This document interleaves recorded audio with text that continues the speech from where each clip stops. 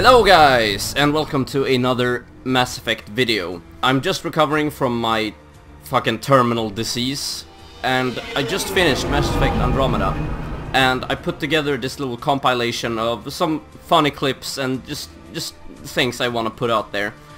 And I also want to talk a little bit about the game now in retrospect, now that I have finished it.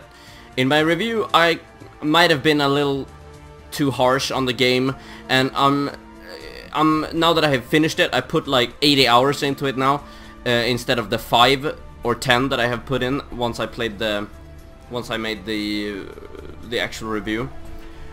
But now that I've actually finished it, I'm gonna have to say that it's not a bad game per se. It is a very entertaining game, and sure, I put like 80 hours into it, so damn, entertaining as fuck. So not a bad game at all, but disappointing. It's a disappointing game. By God, is it disappointing. I've already talked about the horrible facial animations. They have patched some of them now, thank God. So now the eye movements are a little bit better. Director Addison, for example, she is the worst animated character in the game, and her eyes actually move now. So that's a big improvement. It shouldn't be though. Eye movement shouldn't be a big praise to the game. It should be standard. But okay, so they sunk 40 million into this game, and frankly, I'm like, okay, that's pretty awesome. That what they made from that budget. Because to be honest, like I think Grand Theft Auto, they had like a $300 million budget, and they did amazing shit with that. So I'm not. I say they put too little into their budget, and you can clearly see where the money went. So what I have to say is that now BioWare have a foundation for their next set of Mass Effect games. Obviously we're gonna have like a new trilogy featuring Ryder instead of Shepard, since the dialogue system combined with the fact that Ryder is a fucking hack. I'm like, definitely not gonna be as interesting as the original trilogy. But we have a foundation now, and what I say is improve upon the dialogue system and make Ryder a little bit more of a determined character, because he always were kind of uninterested in what's going on during this playthrough. And also make the antagonists better. The Kett sucked ass. Give me a real threat that makes me want to fight for the people I care for and the entire, you know, galaxy. So yeah, without further ado, please enjoy this compilation.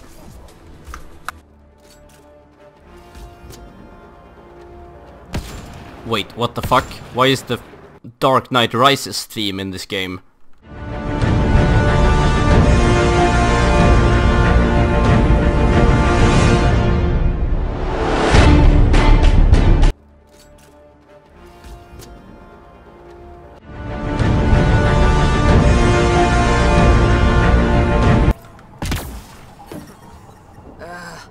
Gets in everything. Shut the f— Heat levels increasing. And for the best moment in the game after completing Drax's loyalty mission. You start this, I'm gonna finish it. Yeah? You and what army? I don't need an army. I've got a Krogan. Well, great. So, my place is an utter mess. Who wants to help me clean it up? Think I left the stove on. I'm making ice. It's an Ungarn holiday. Reports don't file themselves. Helping Liam make ice. But... For fuck's sake. See, when the game like actually and sincerely fucking tries, they really do succeed.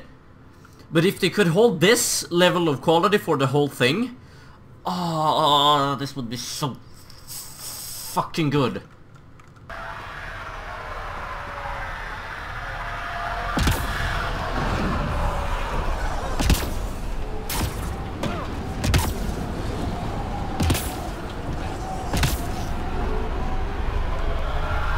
Fuck yes! Fuck yes! Fuck yes! Turning on vaults won't be enough without the heart of the system. Just to clarify, you're defying a direct order? Oh, that's so bad. Look at the background. It doesn't... Fuck.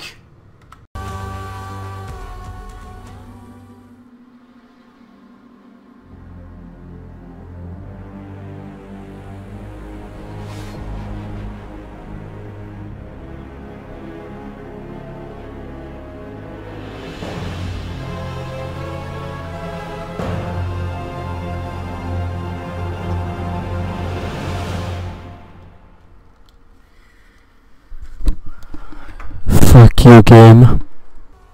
Okay guys, let me break this down. This shitty sequel baiting is out of this window, since it doesn't work. The Kett are just a springboard into the next game. They're pretty much a antagonist segue, if you want to get technical. If you compare this to Mass Effect 1, we fight against the Geth.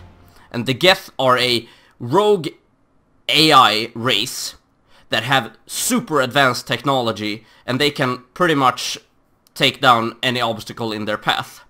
And they are a massive looming threat all throughout the game, since the rogue agent Saren has basically taken control of the Geth, and he is gonna try and fuck the Alliance fleet over with his army of Geth.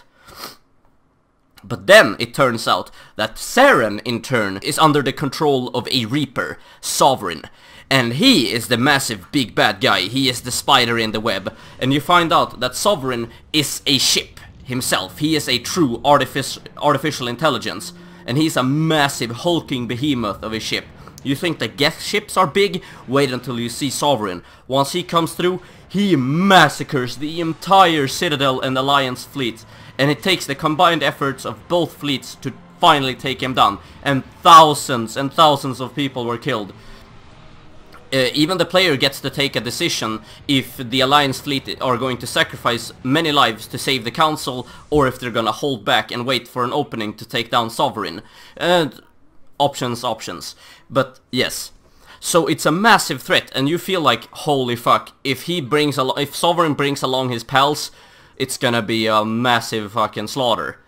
And then at the end of Mass Effect 2, this is what we're greeted to.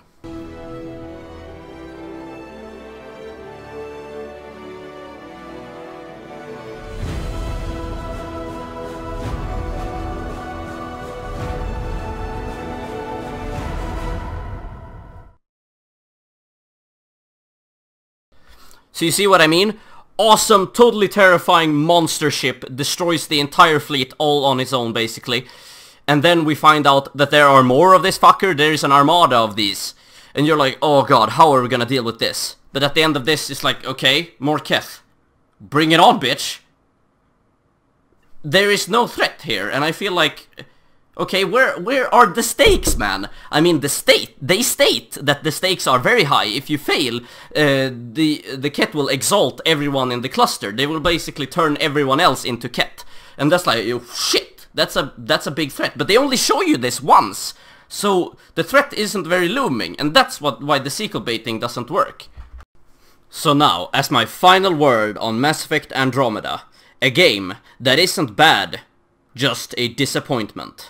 Looks like BioWare didn't BioCare.